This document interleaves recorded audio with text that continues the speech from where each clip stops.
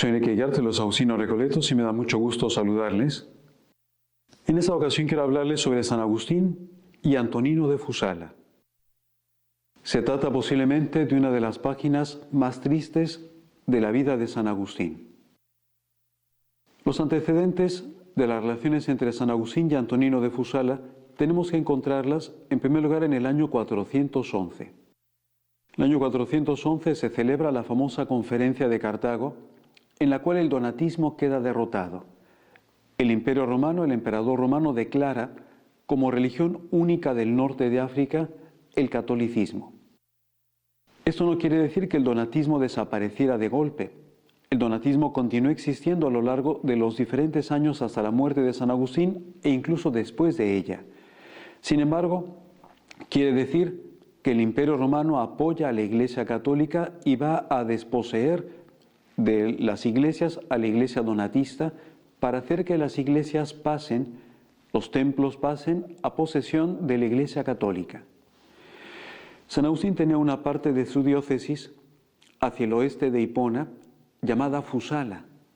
Este pueblo de Fusala y esta zona de Fusala había sido una zona principalmente donatista.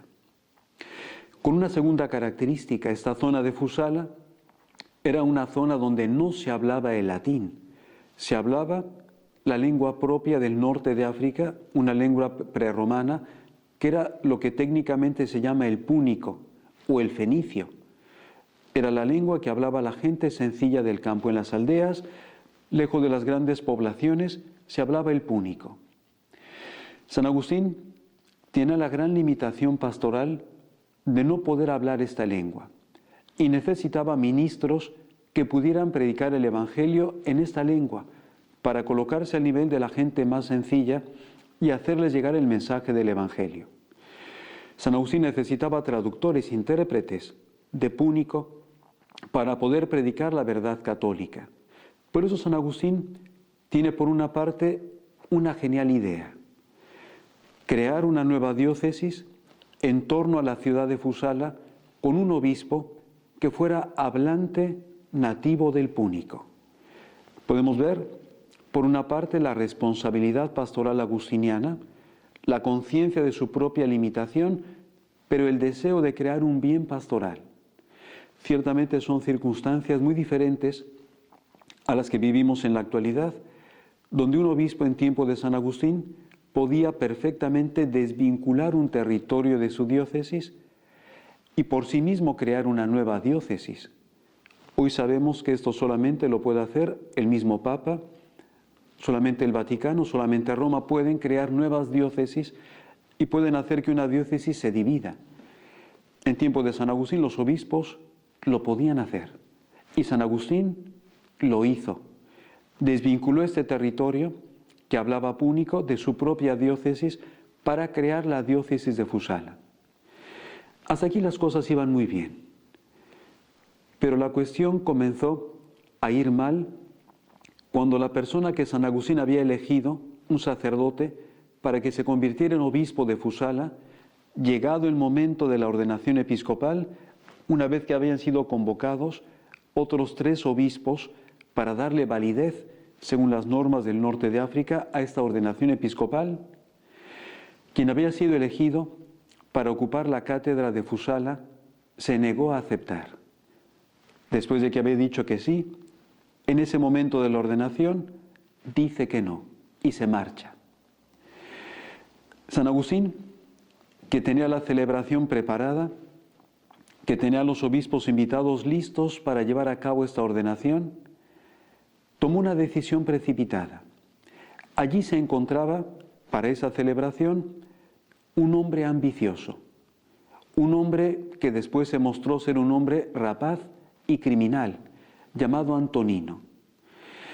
Conocemos la historia de Antonino porque el mismo San Agustín nos la cuenta. Él había llegado a Hipona, procedente posiblemente de esa zona de Fusala, de alguna aldea, porque pertenecía a una familia sumamente pobre e incluso podemos decir una familia mísera, porque nos cuenta San Agustín que no tenían ni siquiera la comida para cada día. La iglesia de Hipona les acoge, el padrastro de Antonino muere y el niño se queda a vivir en el monasterio con los monjes agustinianos. La finalidad del monasterio agustiniano no solamente acoger a los niños pobres, darles comida, sino también darles una educación. San Agustín sabía que el futuro depende de la formación de una persona. Por lo tanto, no solamente era darle pan, sino darle también educación. Antonino se forma en el monasterio agustiniano y se queda en el monasterio agustiniano para ser monje.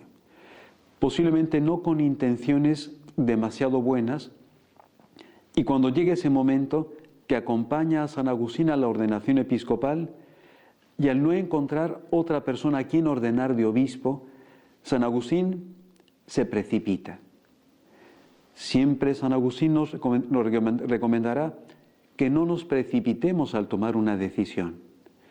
Se precipita, confía demasiado en su propio ingenio, y al ver a ese joven, que San Agustín sabía vagamente que procedía de esa zona de Fusala, que era hablante nativo del púnico, dice: hagamos y ordenemos obispo a este joven, que tenía 19, 20 años. Y Antonino fue ordenado como obispo de Fusala. Una vez que él se ve ordenado como obispo con toda la autoridad y todo el poder, será un hombre rapaz, será un hombre injusto, será un hombre inmoral y ladrón, que oprima a su propio pueblo, que robe, que desposea de los bienes a sus propios fieles de su diócesis y que haga que San Agustín tenga que convocar un sínodo local para quitarlo de esa diócesis, pero que tenga que apelar San Agustín incluso al mismo Papa para intentar frenar las acciones de ese personaje. Conocemos todos estos acontecimientos por la carta número 20 Diviac de San Agustín y por la carta 209 que San Agustín le manda al Papa Celestino para contarle todos estos acontecimientos. Desconocemos el final de esta historia. Sí sabemos que la diócesis de Fusala finalmente se puede librar de este mal obispo, de este hombre rapaz, de este hombre ladrón, de este hombre inmoral, pero desconocemos cuál fue el final de esta historia. San Agustín siempre se arrepentirá de haber tomado esta decisión de una manera precipitada y nos recordará una cosa muy importante. Cuando tenemos que tomar una decisión que sea necesaria, hace falta tomarse el tiempo oportuno para hacerlo. Jamás precipitarnos. San Agustín siempre recordará que hubiera sido mejor haber postergado el momento de la ordenación, haber despedido a los obispos, aunque hubieran venido de zonas muy lejanas, y haber tomado el tiempo suficiente para buscar un elegido que fuera conveniente, en lugar de haberse precipitado. Por lo tanto, cuando nosotros tengamos que tomar una decisión importante, no nos precipitemos. San Agustín siempre se arrepentirá de ello. Tomemos el tiempo y el discernimiento necesario para tomar la decisión importante sin precipitación y sin prisas. Soy Enrique Guillardo de los Agustinos Recoletos y me ha dado mucho gusto estar con ustedes.